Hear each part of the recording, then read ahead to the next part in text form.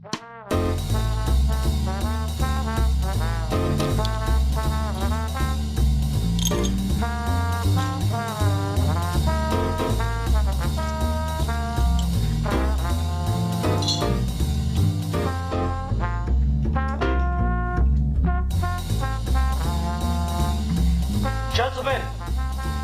the time has come once again to discuss things.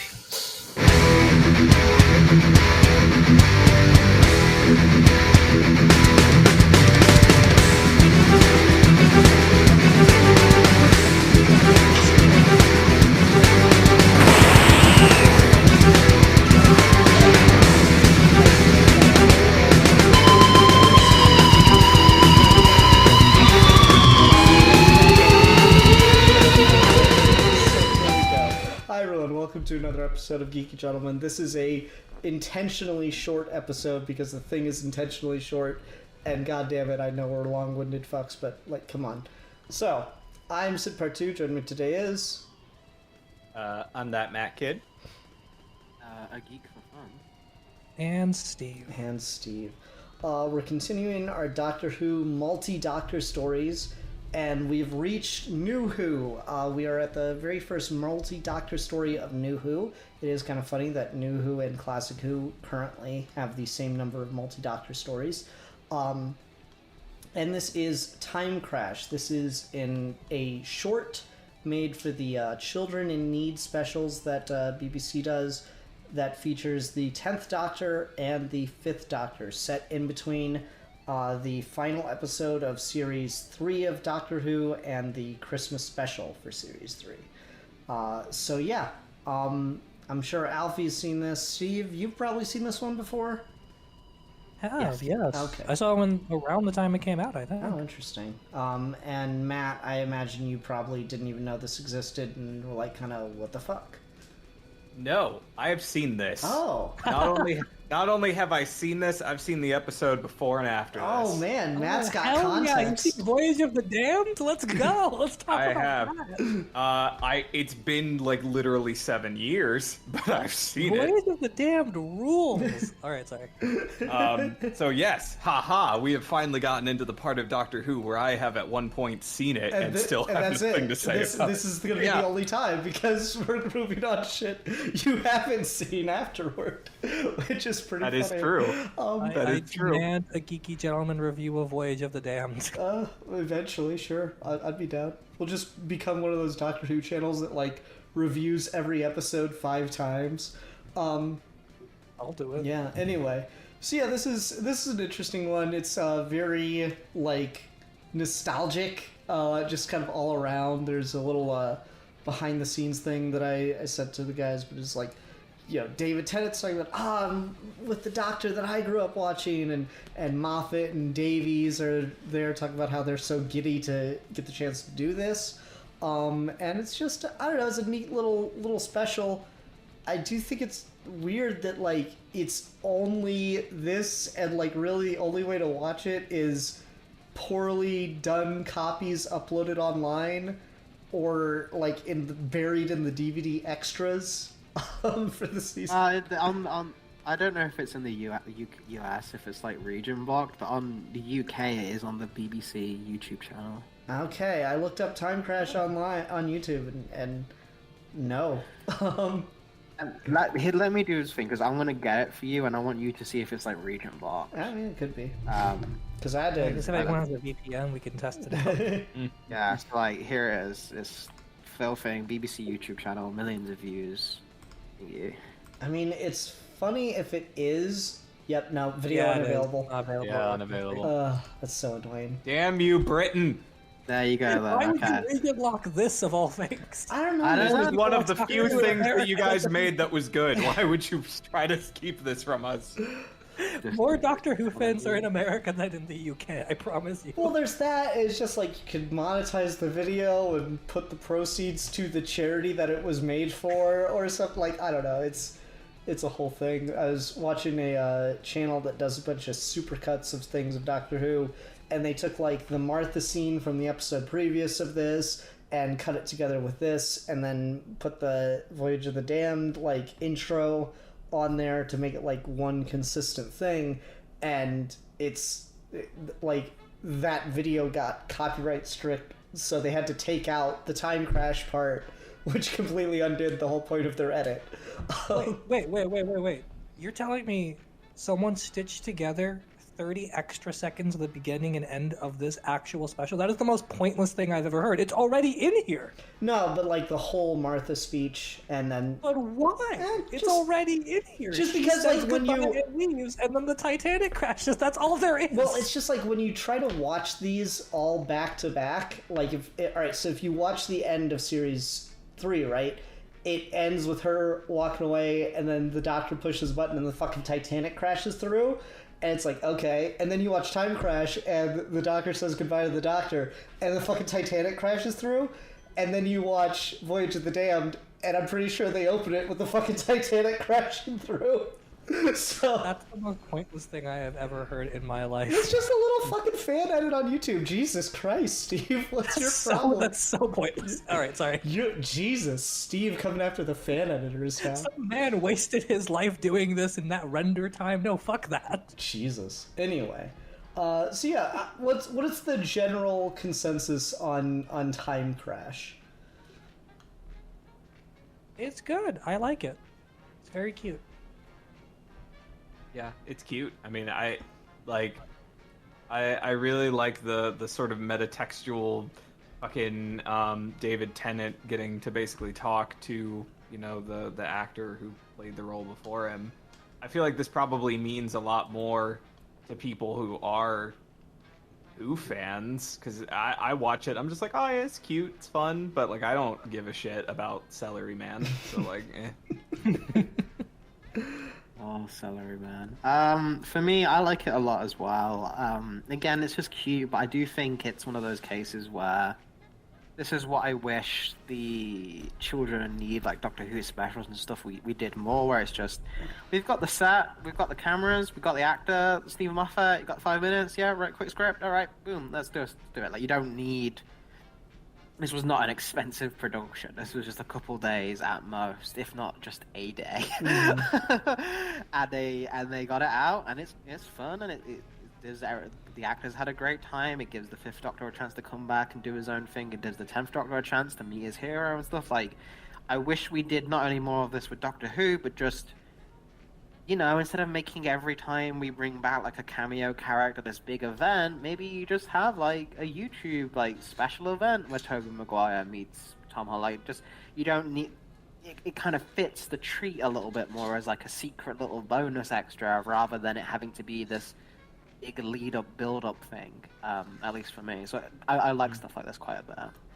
Yeah, I quite enjoy this one. It is like the most sentimental, I think, of any of these crossovers, because like, you know, 5 Doctors gets pretty nostalgic and stuff, but like this one's just, you know, the show's back after being off the air for decades and stuff, so just this one is the one that feels the most like, yes, we're here again, we can do this again. And it is kind of funny that, like, yeah, they can do it, but it's got to kind of be ushered into the background because BBC does not give a fuck about the classic Doctors. It's like still low-key ashamed of them, as we'll see a little bit later tonight. So I don't know. It is a pretty, you know, sweet and little sentimental thing. From like a lore standpoint, it's a little weird how metatextual it gets, where he's like, "You are my doctor." But I do kind of like the way that David Tennant talks about it, where it's like, you know, in the beginning, when I first started out, I wanted to be old like you do when you're young.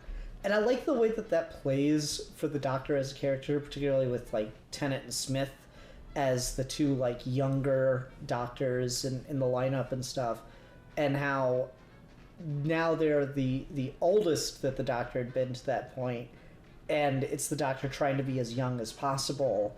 Whereas when the Doctor was much younger, it's trying to like put on and seem older than they actually are by like Gallifreyan standards. So I thought that was kind of a neat little thing to quick insight into the Doctor's character and a good way to utilize this time for that. Yeah, it's very charming. I do really like. Honestly, I like the Doctor Who Confidential video of them talking about it more than I like the special. But I like the special a lot too, where there is just something like fun and charming about like David Tennant meeting his hero and his hero eventually becoming his father-in-law. Yeah. Which is really, really wacky, especially because the Doctor's daughter is right before this also. Well, not right before, but it's the series before this. Isn't it? No, it's the series after. It's the series confusing after, because okay. Martha's there too, but it's a Donna episode. Oh, that's why. Okay, Yeah. that's what I thought. Yeah. But yeah, no, I really like the set of banter they have back and forth with them because, like, obviously Tennant recognizes Five, but there is something like quintessentially Five about assuming Tennant was like a Doctor Who fanboy and not actually the Doctor. I mean, he's I like that not it takes- off. No, he's not. He's not at all. I really like how the meta and the actual relationship between the Doctors play out. And honestly, the problem with all of the multi-Doctor stories is the Doctors never fucking banter. They're always separated. Mhm. So this is just them bantering. It's the only good part of multi-Doctor stories. Yeah, no, like if there's the fan edit is somehow take like other episodes of both 5 and 10 stuff and create a multi-Doctor story where this is the only moment where they talk to each other. If someone just collected every multi-Doctor talking conversation, it would collectively just probably be like maybe 30 minutes of material and be better than every single one. Oh, rough. Oh, except Day of the Doctor, maybe. But that's it. Yeah. We'll see. We'll see if you feel that way as we go further. I don't know. It's just an interesting little thing. I was, doing the thing I never do with this. I did actual research. So the director for this is the same guy who directed the last episode of Peter Davidson's run as the Doctor. Aw, So that's kind of that's cute. a cool little thing, and at the time, at least, he was the only director to do both Classic Who and New Who for just this little short. So it's just a neat little detail. I found online there's like from I think there's shots of David Tennant wearing the Fifth Doctor's coat and full outfit, which is awesome. Though he's not wearing the celery, and that makes me a little sad. But yeah, just kind of cool stuff like that. I don't know. There's really not that much to say. It is end of the day just like 8 minutes. Is there any final thoughts we want to do before we close this one out? Matt, was this more enjoyable with kind of what you'd want from like a Doctor Who film like this compared to the classic ones, or like how does this stand up for you? I'm kind of most interested in. Oh yeah, this 8 minutes is better than the entirety of the previous ones for me. No, I mean that's harsh, but I mean like It's fair. I have no attachment to Classic Who. I'm largely in agreement with Steve that while the Classic Who crossovers I have seen had their charm and had their moments, most of those moments were coming from the banter between the Doctors, and this just sort of distills that down into an 8-minute banter off between the two of them. And despite not having this attachment to the franchise, I think Tennant's a very good actor, and his passion on screen is like very infectious, and the reverence he has for the material is you can just feel it, and so it's even for me who has no strong feelings about Doctor Who in general, but especially Classic Who, I still ended up really enjoying this because the banter's so fun, and like I said, I think David Tennant really does a good job of making you kind of get right where he's at. So no, I enjoyed this. I would much rather watch more of this than more of what we had watched prior. Also, for a 56-year-old guy at the time, Davison is really, really good. He still got the energy of the Doctor. I feel like I really appreciated how hard he went too. Mm-hmm. Yeah, I mean they really don't give it up. Like Troughton, the same way. Whenever he came back, he just wouldn't know it except to look at him. Unfortunately, I guess just like continuity wise, this is interesting in regards that it's like one of the few times where you get like the Doctor on screen with himself, in which he gets to perfectly remember the encounter. Because like a lot of times the idea is like, oh, the timelines diverge, or for whatever reason they just don't want the Doctors to remember it because it kind of takes the oomph out of the situation, and this does that as well in the way that it's like, oh, I just solved the problem because I remembered how to solve the problem.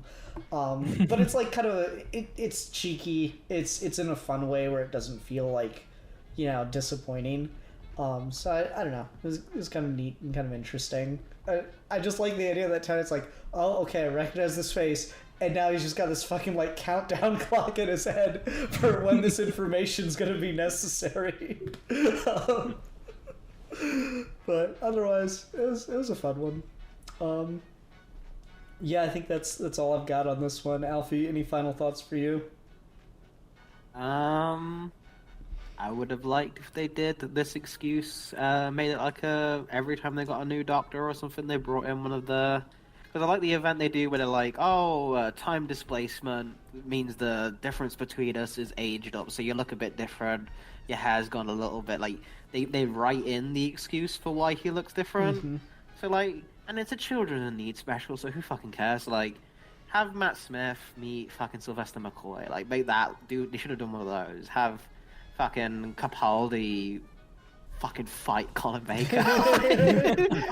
Like, they should have just done this as like every time there's a new Doctor, they get one of the classic Doctors who, yes, they're probably not going to be able to come back anymore because they look so different. You can do it for this because it's just for fun. It's not meant to be taken as this narrative work. It's purely there for charity, and I think that gives it an because we always talk about that, right? When say me or Steve go extra negative on something, there is always kind of like a reception of like, well, it's just there for fun. It's just trying to be fun. Like, some media isn't necessarily like, you don't justify that with like what it actually is. Like, if like it's a film, then it should be kind of judged as a film, But if it's a YouTube fucking effectively fan film that just was made by the official people, it's literally Stephen Moffat literally just wrote fan fiction and enjoyed it. I'm pretty sure he just had the script sitting around. He didn't even have to write it. Yeah, probably, because he's talked about it before in one of his most infamous fucking interviews. He's talked about he's shat on every other old classic Doctor and said they're not actors except for Peter Davison. Like, that's the only one that he was like, when I would watch my friends come over to watch Doctor Who, I'd always cringe and like embarrassment of like them laughing at it.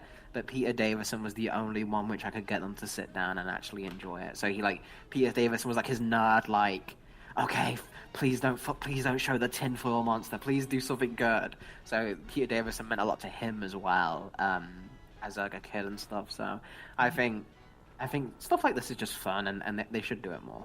Okay. All right, let's go ahead and do a quick rating. I'll give this 5 out of 5 supernovas colliding with a black hole, canceling out the explosion with an implosions. I'll give this 5 out of 5 meta references to childhood heroes. I'll give it 5 out of 5 celeries. Celery, good. It's good for you. Yeah. And I'll give it 5 out of 5 stupid master beards. I do love the gay joke. That's a good joke. Yeah, that was good. He's still got I understood that reference. Alrighty. Okay, so next episode we'll be discussing the what is it called? Doctor Who Dimensions in Time. It's in 3D. Damn. Dimensions in Time special attempt to revive the series after cancellation. So we'll just do that one as a live commentary because that's going to be fun. Until next time, folks, I'm the Philosopher. I'm the Doctor Who erotica lover. Yeah. I am the Doctor Who multi-Doctor hater. And I am the Doctor Who multi-Doctor hater, but Steve, You are my Doctor Who, multi-Doctor Who. And we are your geeky gentlemen, and we will be discussing things. Good bit, Alfie. I'm Good. glad Dr. Williamson is writing off his dialogue from now on.